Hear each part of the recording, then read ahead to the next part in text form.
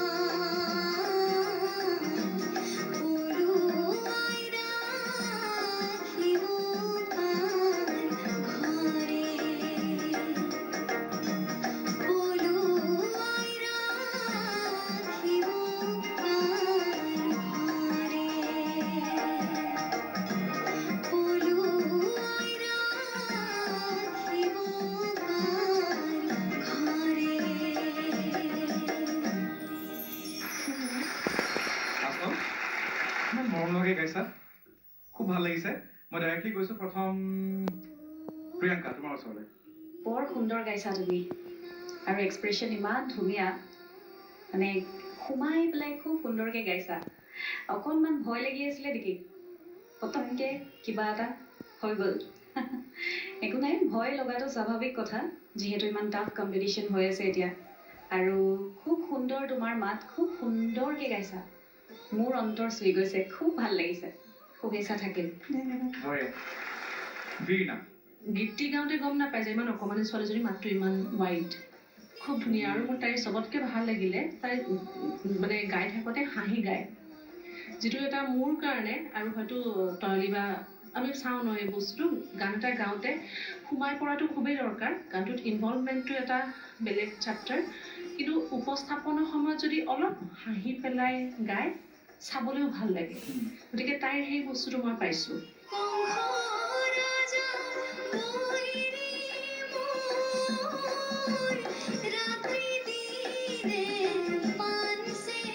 তাই খুব ধুনীয়াকৈ হাঁহি পেলাই গায়, গানটো যেনেকৈ ইনভলভ হৈছে তাই হাঁহিও গাইছে।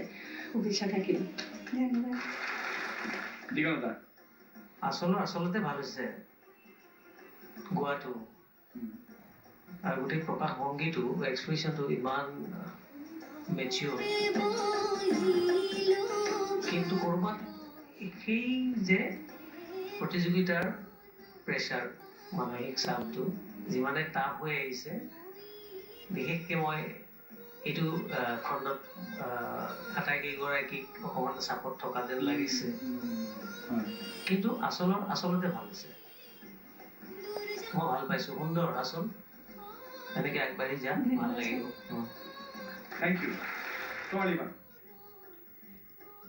ধুনীয়া গাইছে কামবোৰ বিৰাট ধুনীয়া একদম মেচিয়ৰ ছিংগিং বেলেঞ্চ ছিংগিং শুনি ইমান ধুনীয়া লাগিছে আৰু কামবোৰ মানে কামৰূপী লোকগীতৰ ঠাঁচ এটা কামবোৰ ইমান ধুনীয়াকৈ দিবলৈ চেষ্টা কৰিছে ভাল পাইছোঁ মাতটোৰ কথা নকয়েই বৰ ধুনীয়া মাত আৰু মাজত কেতিয়াবা হৈ যায় কিন্তু মোৰ কোনটোত খুব ভাল লাগিছে তাই পৰিছে কিন্তু পৰিছে যে সেইটোতে অনুভৱ কৰিবলৈ দিয়া নাই আকৌ উঠিছে উঠি বাকীখিনি ধুনীয়াকৈ গোপীনাথ মানে প্ৰথম লাইনটো আকৌ যেতিয়া গাইছে পিছৰ লাইনকেইটা যেতিয়া আকৌ গাইছে কিন্তু একেই হেৰিতে গাইছে মানে প্ৰথমতে যেনেকৈ আৰম্ভ কৰিছিলে সেই কনফিডেঞ্চটো সেই গানটোত ইনভলভমেণ্টটো সেইটো খুব ধুনীয়া কথা বহুত শুভেচ্ছা থাকিল আচল বহুত শুভেচ্ছা থাকিল থেংক ইউ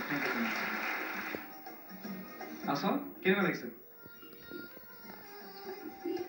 আজি বিশেষকৈ অলপ ভয় লাগি আছিল অনেষ্ট কনফেশ্যন কিন্তু তথাপি তোমাকে যিমান পাৰা খুব ভাল চেষ্টা কৰিছা আৰু আমাৰ অসমবাসী ৰাইজে মৰম দি আছে কিবা ক'বা নেকি অসমবাসী ৰাইজক এই মঞ্চৰ পৰা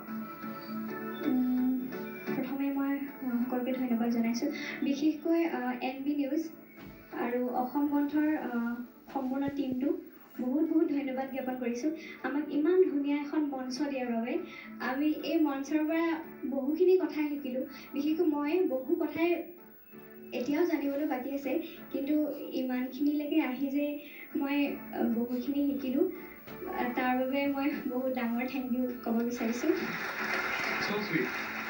ঠিক আছে আচল তুমি তোমাৰ আসন গ্ৰহণ কৰা all the best thank U